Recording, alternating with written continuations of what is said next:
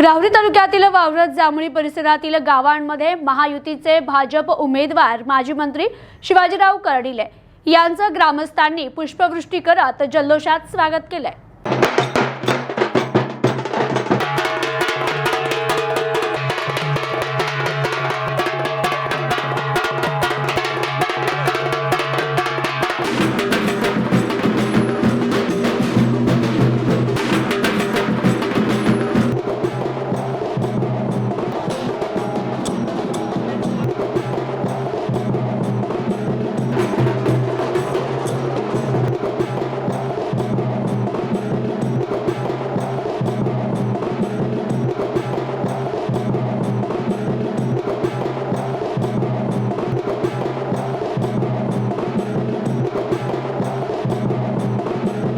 राहुरी तालुक्यातील वावरत जांभळी परिसरातील नागरिकांची दळणवळणासाठी सोय व्हावी याकरिता पुलाचा प्रलंबित प्रश्न आमदार होताच प्राधान्याने मार्गी लावण्याचं काम करणारे या भागातील नागरिकांचा राहुरीशी संपर्क होण्यासाठी स्वखर्चातून दळणवळणासाठी बोट उपलब्ध करून दिली। त्यानंतर प्रशासनाकडे पाठपुरावा करत 25 लाखांची अत्याधुनिक बोट देण्याचं काम केलं। 2019ला आमदार न झाल्यामुळे विकासाची कामं होऊ शकली नाहीत। आदिवासी धनगर समाज तांडा वस्त्यांवर राहत असून त्यांचे प्रश्न प्रामाणिक सोडविण्याचं काम केलंय। भावनेचं राजकारण संपलं असून आता अफवांवर विश्वास ठेवू नका, आपल्याला विकासाची कामं मार्गी लावायची आहे, असं प्रतिपादन माजी मंत्री शिवाजीराव कर्डिले यांनी केलं। राहुरी विधानसभा मतदारसंघातील भाजपचे उमेदवार माजी मंत्री शिवाजीराव कर्डिले यांनी राहुरी तालुक्यातील वावरत जांभळी जांभूळबन शेरी चिकलठाण म्हैसगाव कोळेवाडी दरडगावथडी गाडकवाडी तहाराबाद बेलकरवाडी वाबळेवाडी वरशिंदे आदी गावांना भेटी देत मतदारांशी भेटीगाठी घेत संवाद साधला। यावेळी ठिकठिकाणी कर्डिले यांचं जल्लोषात स्वागत करण्यात आलं। शेरी चिकलठाणा ग्रामस्थांच्या वतीनं माजी मंत्री शिवाजीराव कर्डिले यांना विधानसभा निवडणूक खर्च म्हणून 21,000 रुपयांची आर्थिक देणगीही देण्यात आली। म्हैसगाव येथील नागरिकांच्या वतीनं बाईक रॅली काढण्यात आली आणि कर्डिले यांच्यावर जेसीबीतून पुष्पवृष्टी करण्यात आली। प्रचार दौऱ्यात देवळाली प्रवरा नगर परिषदेचे अध्यक्ष सत्यजित कदम, माजी जिल्हा परिषद सदस्य धनराज गाडे, अण्णासाहेब बाचकर, अविनाश बाचकर, दादा पाटील बाचकर, शिवाजी सागर, गोपीनाथ दुधाडे, पांडुरंग शेलार, भीमराव काकडे, बाळासाहेब काकडे, सारंग काकडे, अरुण पवार, दत्तात्रय काकडे, बापू जाधव आदी पदाधिकारी कार्यकर्ते सहभागी झाले होते। शिवाजीराव कर्डिले पुढे बोलताना म्हणाले, जांभूळबन जांभळी वावरत या आदिवासी गावात कधीही आमदार खासदार मंत्री प्रशासन आले नव्हते, मात्र मी 2009 मध्ये आमदार झालो आणि या भागाचे प्रश्न समजून घेण्यासाठी आलो। तेव्हापासून आतापर्यंत या गावकऱ्यांशी ऋणानुबंध कायम ठेवलेत। शासनाच्या विविध योजना गावापर्यंत घेऊन जाण्यासाठी प्रयत्न केले। गावात पहिल्यांदाच तत्कालीन जिल्हाधिकारी पी अनबलगन यांना आणण्याचं काम केलं। ढवळपुरी ते जांभूळबन रस्त्याचं काम मार्गी लावलं। विजेचा प्रश्न गंभीर होता, तो देखील सोडवला, असं ते म्हणाले। तर वावरत जांभळी जांभूळबन ही दुर्लक्षित गावे होती। या गावाकडे स्वातंत्र्योत्तर काळात कोणीच लक्ष दिलं नाही, मात्र माजी मंत्री शिवाजीराव कर्डिले राहुरी तालुक्याचे आमदार झाल्यानंतर पहिल्यांदा गावात आले आणि प्रशासनाच्या माध्यमातून विविध योजना गावापर्यंत घेऊन आले, त्यामुळे गावाला गाव पण मिळालं। राहुरी तालुक्याचे लोकप्रतिनिधी आदिवासी खात्याचे मंत्री असताना देखील ते आदिवासी समाजाचे प्रश्न मार्गी लावू शकले नाही। त्यांनी केलेल्या विकास कामांची यादी वाचून दाखवावी, असं आव्हान अविनाश बाचकर यांनी दिलं। तर तनपुरे कुटुंबियांनी सत्तेच्या माध्यमातून राहुरी तालुक्याचं वाटोळं केलंय। सहकारी संस्था बंद पाडण्याचं काम केल्यामुळे शेतकऱ्यांचं नुकसान झालंय। आता राहुरी सहकारी साखर कारखाना सुरू करण्यासाठीची जबाबदारी सत्यजित कदम यांच्यावर देतो। त्यांना जी काही मदत लागेल ती केली जाईल। शेरी चिकलठाणा ग्रामस्थांनी मला 21,000 रुपयांची निवडणुकीसाठी मदत केली, ती मला 21 कोटीसारखी आहे, असे कौतुकोद्गार कर्डिले यांनी काढले। तर राहुरी तालुक्याच्या लोकप्रतिनिधींनी गेल्या 5 वर्षात कुठलेही विकासाचं भरीव काम केलेलं दिसत नाही, मात्र गावोगावी भाजपच्या वतीनं करण्यात आलेल्या विकास कामाची गावकरी यादीच वाचून दाखवतायत। तालुक्यातील युवकांनी निवडणूक हाती घेतल्यामुळे परिवर्तन अटळ आहे। कुठल्याही भूलथापांना अफवांवर विश्वास न ठेवता भाजपचे उमेदवार शिवाजीराव कर्डिले यांना मतदान करावं, असं आवाहन देवळाली प्रवरा नगर परिषदेचे नगराध्यक्ष सत्यजित कदम यांनी केलंय। सन्मान कधी झाला नाही, कधी महिलाची दखल घेतली नाही, परंतु महायुतीचं सरकार आल्यानंतर पहिला अधिवेशनमध्ये निर्णय राज्याच्या मुख्यमंत्र्यांनी घेतला का आता आपल्या मुख्यमंत्री माझी लाडकी बहीण योजना आपल्याला आणण्याचं काम करायचं. या अधिवेशनमध्ये हेच आपले पुढारी आणि हे उमेदवारच आता आपल्याला भाषण करायचं काम करत होते, सांगत होते काही ही योजना जर झाली तर सरकार डब घायला येईल, सरकार अडचणीत येईल, सरकारजवळ पैसे नाही, पैसे आणणार कडून विचारायचे, आरोप करायचे, नुसता आरोपच नाही कुठल्याही प्रकारची ही योजना आपल्याला धोता कामा नाही म्हणून हायकोर्टात जाऊन स्थगिती आणण्याचा सुद्धा प्रयत्न झाला. पण महिलेच्या कृपेने कुठल्याच प्रकारची स्थगिती काय आली नाही आणि मग निर्णय झाला 1,500 रुपये देण्याचा महिलांचा निर्णय झाला आणि पहिल्याच वेळेला तुम्हाला सांगतो का 3,000 रुपये महिलांच्या खात्यात ज्या दिवशी वर्ग झाले त्या दिवशी तुम्हाला सांगतो का त्यांना असं वाटायला लागलं आता खरोखर ही योजना आता होती आणि मग परत सहभागी व्हायला निघाले. आमचा त्याला पाठिंबा होता, आमच्याचमुळे ही योजना झाली, आम्हीच आणण्याचं काम केलं, म्हणजे कोणतंही जरी काही केलं तर आम्हीच केलं हे फक्त दाखवण्याचं काम झालं. आणि नंतरच्या काळात आपण पाहिलं आता दिवाळी आली, मुख्यमंत्र्याला माहिती होतं आणि आपण ऑक्टोबरमध्ये लोक विधानसभेची आचारसंहिता लागणार होती, त्यांना वाटलं आता एवढं पुढचे पैसे देता येणार नाही. आत्ताच्या कधी सरकारमध्ये कधी पाहिलं नाही मी पण का 2 महिन्याची ॲडव्हान्स रक्कम 7,500 रुपये महिन्याच्या खात्यामध्ये वर्ग करण्याचं काम मला असं वाटतं सरकारच्या माध्यमातून झालं आणि त्यांना ते तर वर्ग झाले. परंतु आपण पाहिलं त्यांच्या 2.5 वर्षाच्या काळामध्ये 2.5 वर्ष आपण पाहिलं लाईट जर कदाचित बिल भरणार नाही तर डिप्या बंद होण्याचं काम होत होतं. डिप्या बंद झाल्यानंतर मग आपण अधिकाऱ्याला विचारायचो, कार्यकर्त्याला विचारायचो का आमचं शेतीतलं पीक जळायला लागले, आमच्या डिप्या चालू करा. मग अधिकाऱ्याकडे गेले ना मग सांगायचे 3,000 भरा, 5,000 भरा, मग तुमचे डीपी चालू होण्याचं काम होणार आहे. आता तुम्हाला सांगतो का ह्या सरकारने डीपीचं आता तुम्हाला सांगतो का बिल भरायचं तर तुम्हाला 1 रुपयाची गरज ठेवलीच नाही. परंतु त्याच्याही पुढे जाऊन सांगतो मागचं बिल पूर्णपणे तुमचं माफ केलंय आणि पुढची जी काही लाईट असेल ती कायमस्वरूपी मोफत देण्याचा निर्णय घ्यायला घेतलाय. तुम्हाला 1 रुपयाचं आता बिल भरण्याची कुठल्याच प्रकारची गरज राहणार नाही, आवश्यकता राहणार नाही. आणि आज विम्याचं जर पाहिलं तर आपण लाखो रुपयाचा विमा आपण भरतोय, परंतु एवढा विमा कधी मिळाला नाही. 1 रुपयामध्ये विमा जर सांगायचं म्हणलं तर एका शेतकऱ्याला 50,000पासून तर 5 लाख रुपयापर्यंत विमा मिळण्याचं काम झालं.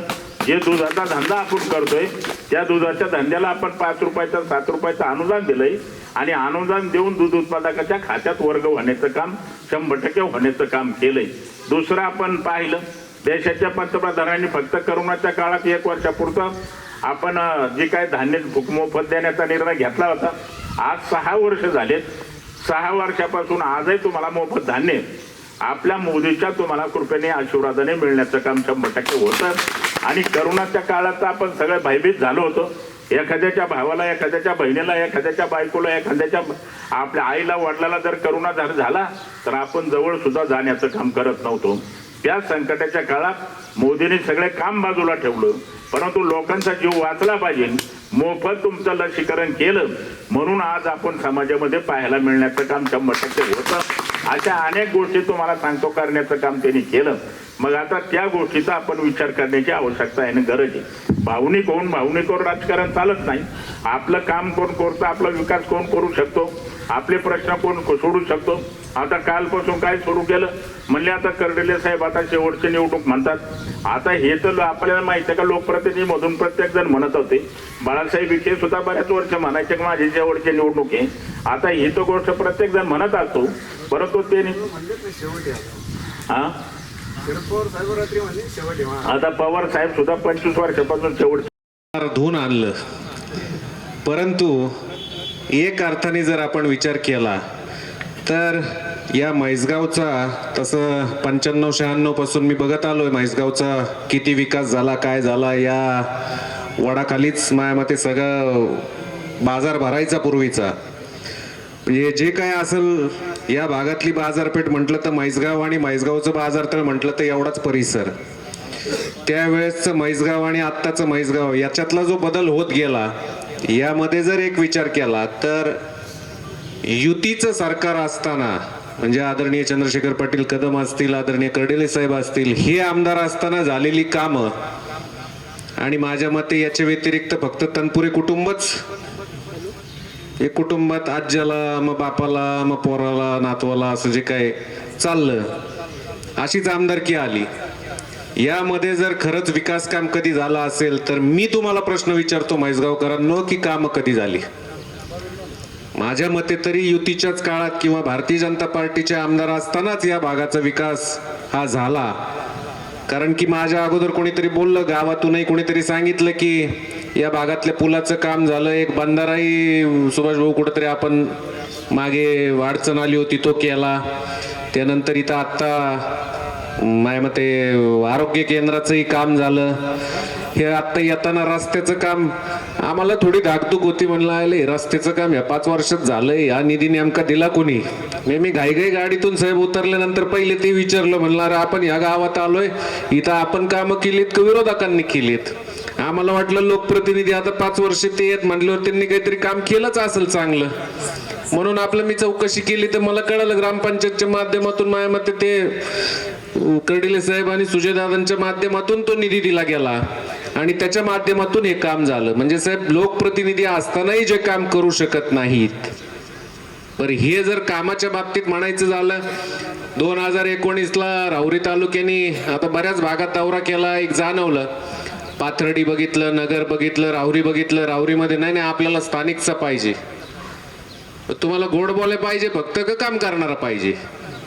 गोड बोल्या असेल तर मग तर जसं मागाशी एक सांगितलं की मी इलेक्शन लढलो, पण काय सगळ्यांसमोर बोलताना गोड बोलायचे आणि पुढे गेलं की ही येडाय म्हणायची, तशी गंमत आपल्या तालुक्याची होईल कदाचित.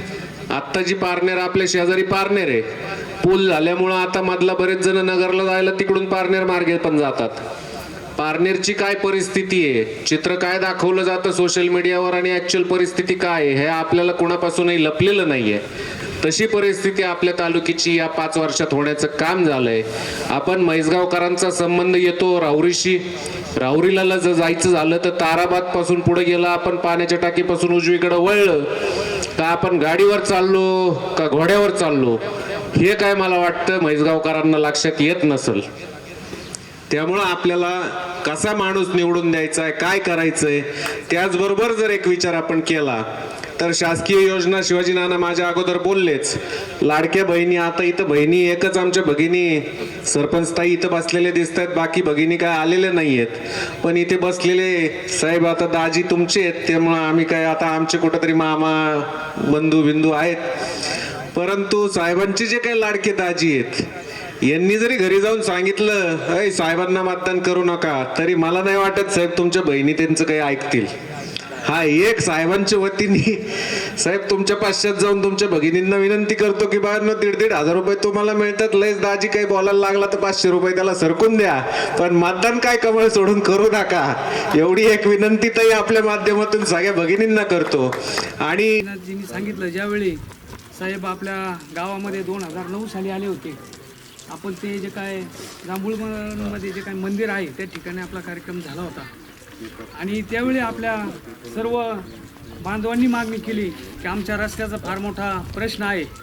गेल्या 25-30 वर्षापासून आपण सर्वच जण नांदगाव आणि करकवाडी या रस्त्यासाठी KK रेंजमधून सातत्याने पोलीस पाटील आणि सर्व सहकारी त्या ठिकाणी बरेच वर्ष भांडण त्या ठिकाणी शासनाबरोबर त्यांनी केलं, परंतु त्या ठिकाणी काही योग आला नाही. परंतु सुदैवाने आपण 2009ला साहेबांना ज्यावेळी आपण मतं दिले, साहेब त्या ठिकाणी आमदार झाले आणि आमदार झाल्यानंतर पहिल्यांदा आपला जो काय प्रश्न रस्त्याचा होता तो ढवळपुरी ते इकडून KK रेंजमधून मिलिटरी काय परवानगी देत नव्हती, म्हणून साहेबांनी ढवळपुरी ते जांभूळबन हा जो काय डांबरीकरणाचा रस्ता दिला. विशेष करून या ठिकाणी कधी तलाठी किंवा सर्कल किंवा तहसीलदार साहेब येत नाही, अशा गावामध्ये स्वतः अनबलगन साहेब असतील, ॲडिशनल कलेक्टर पालवे साहेब असतील, या ठिकाणी येऊन स्वतः त्यांनी पाहणी केली. साहेबांनी त्या रिपिटिशनमध्ये त्या सरकारना सूचना दिल्या आणि या ठिकाणी अधिकाऱ्यांनी येऊन पाहणी केल्यानंतर साहेबांनी सांगितल्याबरोबर एवढा मोठा रस्ता ढवळपुरी तर जांभूळबन म्हणजे कोट्यवधी रुपयाचा रस्ता त्या गावांच्यासाठी साहेबांनी त्या काळामध्ये टाकला. आणि हे काम करत असताना ज्या वेळी आपण सभा मंडपाच्या मागण्या केल्या, समाज मंदिराच्याही मागण्या केल्या, या ठिकाणी जवळपास जांभळी, जांभूळबन आणि वावरत या ठिकाणी 3 सभा मंडप समाज मंदिर त्या ठिकाणी मंजूर देखील 2019 साली झाले होते. परंतु दुर्दैवाने साहेब 2019च्या निवडणुकीमध्ये आपला पराभव झाला आणि मंजूर केलेले असणारे सुद्धा समाज मंदिर ते विरोधी पार्टीने पुढं काही ते कामं केली नाही, म्हणून तुमचे जे काही समाज मंदिराचा प्रश्न होता तसाच पेंडिंग या ठिकाणी राहिला. हे काम होत असताना मध्यंतरीच्या काळामध्ये केकेरेंचा जो काय प्रश्न निर्माण झाला आणि आपले हे जांभूळबन आसन, जांभळे आसन, वावरत आसन किंवा ह्या पंचक्रोशीला केकेरेंनी सांगितलं, मिलिटरीच्या अधिकाऱ्यांनी सांगितलं की आपल्याला या लोकांचं स्थलांतर करावं लागेल, गावं या ठिकाणी उठावं लागतील आणि रोजीरोटीचा सुद्धा लोकांचा प्रश्न त्या ठिकाणी निर्माण झाला होता. परंतु साहेब असतील, त्यावेळी खासदार विखे साहेब असतील, ह्या लोकांनी त्या ठिकाणी अधिकाऱ्यांना, त्याचप्रमाणे वरिष्ठ राज्याचे नेते असतील किंवा केंद्राचे संरक्षण खात्याचे नेते असतील, त्यांच्याशी संपर्क करून हे गावं उठवू नये, ह्या गोरगरिबाच्या जे काही 7-12वरती आपण शिक्के मारणार आहोत ते 7-12वरती शिक्के मारू नये याच्यासाठी, आणि केकेरेंनी आणखीन मोठ्या प्रमाणात विस्तार करू नये, कारण पूर्वी जवळपास 40,000 एकर केकेरेंची जमीन असल्या कारणाने हे सुद्धा पुन्हा या गावांना स्थलांतरित करू नये अशा पद्धतीचा त्या ठिकाणी त्यांनी प्रयत्न केला. आणि म्हणून केकेरेंचा जो काय मध्यंतरी प्रश्न निर्माण झाला तो सुद्धा आदरणीय कर्डिले साहेब, विखे साहेब ह्या लोकांनी तो थांबवला गेला, म्हणून आपण केकेरेंमधून सुद्धा त्या ठिकाणी वाचलो. तसंच धरणाचा जो काय येणारा पूल जांभळे आसन, वावरत आणि जांभूळबन पुलाचा जो प्रश्न होता त्या पुलाच्या प्रश्नासाठी सुद्धा विरोधी नेत्यांनी आम्ही तात्काळ तो पूल करून देऊ अशी मागणी केली होती, परंतु ती काय मागणी पूर्ण झाली नाही. त्यांनी फक्त आले, आमदार झाल्यानंतर आले, नारळ फोडलं आणि आता लगेच आम्ही 1-2 वर्ष यात पूल उभा करू, पण गेले 5 वर्ष झाले, मंत्री झाले, परंतु त्यांना तो काही पूल करता आला नाही. आणि आपल्याला सर्वांना कल्पना आहे 2009च्या नंतर त्या होडीची दुर्घटना झाली होती, त्यानंतर साहेबांनी त्या ठिकाणी तात्काळ एक लॉन्च दिली, स्वतःच्या पदर खर्चातून त्या ठिकाणी लॉन्च दिली आणि जो काही जांभळे आणि वावरत जांभूळवनचा जो लाईटचा जो प्रश्न होता साहेबांनी सबस्टेशन जांभळीला गेल्या मागच्या 25 मंजूर केलं होतं. लाईटचा प्रश्न होता, साहेबांनी तुम्हाला शब्द दिला ह्या वाडीमध्ये आल्याच्यानंतर तो लाईटचा पण साहेबांनी मार्गी लावला, एस्टिमेट होऊन त्याची मंजुरी पण भेटलेली आहे. करता साहेब आम्हाला ह्या वाडीला मधून जाण्या येण्याचा, आता तुम्ही आमदार होणारच आहे त्यात काही विषयच नाही. 23 तारखेला आपण येणाऱ्या 20 तारखेला आपण सगळ्यांनी कमळ या चिन्हावर बटन दाबून साहेबांना भरघोस मताने विजयी करा असं मी सर्वांना विनंती करतो. साहेब आमचा फक्त एकच ह्या वाडीचा विषय आहे, तो फक्त रस्त्याचा विषय, अत्यंत गहन विषय. लाईटचं आता तुम्ही मार्गी लावलायच, तो त्याचं एस्टिमेट वगैरे झालंय, त्याचं आता हे एवढं झाल्याच्या नंतर त्याचं आपल्याला लाईट चालू करायचं काम साहेबांच्या माध्यमातून होऊन जाईल. आणि फक्त रस्त्याचाच विषय साहेब आमचा आहे. घरकुलाचा काही जो विषय आहे तर घरकुलाचं आपण शबरीमधून ज्याचे कोणाचे यादीत नाव नसते शबरीमध्ये प्रस्ताव द्या असं मी सर्वांना विनंती करतो. आणि आपण एकमताने आपण साहेबांना यावेळेस मतदान करा. जरी मागच्या वेळेस कमी मतदान पडलं असतं पण साहेबांनी आपला निधी कमी काही दिलेला नाही. खरं तर साहेबांनी एवढा मोठा रस्ता साहेब ज्यावेळेस 2009ला आमदार झाले आणि अनबलगन साहेब कलेक्टर होते, साहेबांनी त्यांना आणून हा रस्ता म्हणजे जवळपास ढवळपुरी ते जांभूळबनपर्यंत आपला रस्ता करण्याचं काम साहेबांच्या माध्यमातून झालं. असं काम साहेबांचं धडाडीचं काम आहे, म्हणून आपण सर्वांनी एक दिलानं एक विचारानं सर्व दोन्ही तिन्ही वाड्याने आपले जांभळी आसन, जांभूळबन आसन, आवशीची वाडी आसन, संभाची वाडी आसन, बंशीची वाडी आसन, मोगाची वाडी आसन, सर्वांना विनंती आहे आपणही साहेबांचं बटन पण 1 नंबरलाच आहे. आणि 1 नंबर प्रतिनिधी जाईद शेख, न्यूज टुडे 24, राहुरी, अहमदनगर.